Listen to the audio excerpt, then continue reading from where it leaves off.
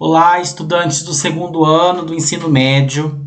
Essa é a nossa primeira pós-aula e as nossas pós-aulas elas representarão parte de uma aula destinada à correção das atividades que foram aplicadas na semana anterior.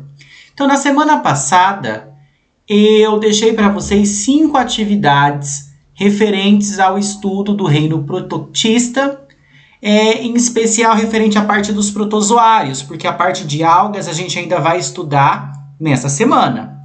Então, a gente estará agora fazendo a correção desses 5 exercícios, juntamente com uma prévia da explicação dos mesmos, tá?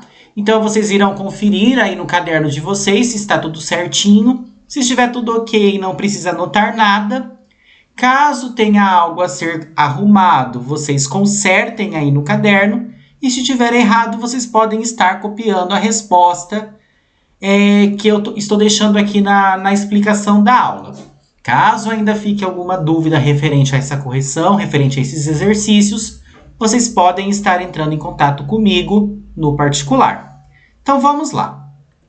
A primeira pergunta diz o seguinte: cite 2 características dos protozoários. Então, nós temos lá que os protozoários são unicelulares. Lembrando que vocês não podem confundir com bactérias, que a bactéria, apesar de ser unicelular também, ela é procarionte, enquanto que o protozoário ele é eucarionte. Isso poderia até entrar aqui nas características. Os protozoários não possuem a parede celular, diferente das bactérias, né, que a grande maioria possui. E eles possuem aí a nutrição do tipo heterotrófica, ou eles são heterótrofos. O que é isso? Eles não produzem o seu próprio alimento. Então, eles precisam se alimentar ali de alguma forma. Como eles não têm boca, geralmente eles fazem um processo de fagocitose, onde eles estão englobando partículas sólidas. Então, essas são algumas das características. São unicelulares, são eucariontes, não possuem parede celular. A grande maioria é heterótrofa, certo? Pergunta de número 2. Descreva como ocorre a reprodução dos protozoários. Então, não se assustem aqui com a resposta. Eu coloquei uma resposta bastante grande, porque eu fiz uma descrição detalhada dessa reprodução. Quem colocou um pouquinho aí mais simplificado no caderno, não tem problema. Então, a reprodução pode acontecer de 2 formas. Ela pode ser assexuada, né, aquela reprodução mais simples e que vai ter a formação de clones, e ela pode ser sexuada quando envolve aí a mistura do material genético, e nós temos variabilidade genética. No caso da reprodução assexuada, ela pode ser de 3 tipos. O primeiro tipo nós chamamos de cisciparidade. Então, nós vamos ter lá o protozoário e vai ter uma divisão mitótica. Quem não lembra da matéria de mitose do ano passado, é bom dar uma estudada. Mas na mitose, uma célula-mãe, ela se divide e origina 2 células filhas que são idênticas. No processo de mitose, nós temos lá as 4 fases: prófase, metáfase, anáfase e telófase. Então, nós temos a formação de 2 células filhas, que no caso serão 2 protozoários, que são idênticos à célula-mãe. Outro tipo de reprodução assexuada é o brotamento. Como o nome já diz, nós vamos ter a formação de brotos, né, protuberâncias ali na célula, de tamanhos diferentes, né, a partir da célula-mãe. E esses brotos eles se desprendem e dão origem a um novo organismo. E por fim, nós temos uma reprodução assexuada menos aí conhecida, que é chamada de esquizogonia. Nesse processo, o núcleo da célula-mãe ele vai se dividir várias vezes, vai formar vários fragmentos nucleares, e cada um desses fragmentos dará origem a um novo organismo. Então, nós temos a formação de vários organismos ao mesmo tempo. Lembrando que nesses 3 tipos de reprodução, pelo fato de ser assexuada, nós não temos variabilidade genética. São formados clones. Na reprodução sexuada, nós temos o processo chamado de conjugação. Então, 2 protozoários ali, que a gente não é muito correto classificar como protozoário macho e fêmea, simplesmente 2 protozoários, eles vão se parear um com o outro temporariamente e vai ter uma troca de material genético ali, de DNA, entre eles. Essa troca de material genético provoca a mistura do mesmo, o que gera variabilidade genética e a formação de organismos geneticamente diferentes, certo? Pergunta de número 3. Qual o critério de classificação dos protozoários e como eles estão divididos? Então, o critério de classificação, essa pergunta é bem simples, é o seu meio de locomoção. Que estrutura cada protozoário está utilizando para se locomover? E nós temos 4 divisões aí dentro do grupo. Os protozoários que são flagelados, eles vão se locomover através de flagelos. Os protozoários que são ciliados, eles vão se locomover através de cílios. Lembrem que o flagelo ele é grande e está em pequenas quantidades, enquanto que os cílios são curtos e estão em grandes quantidades.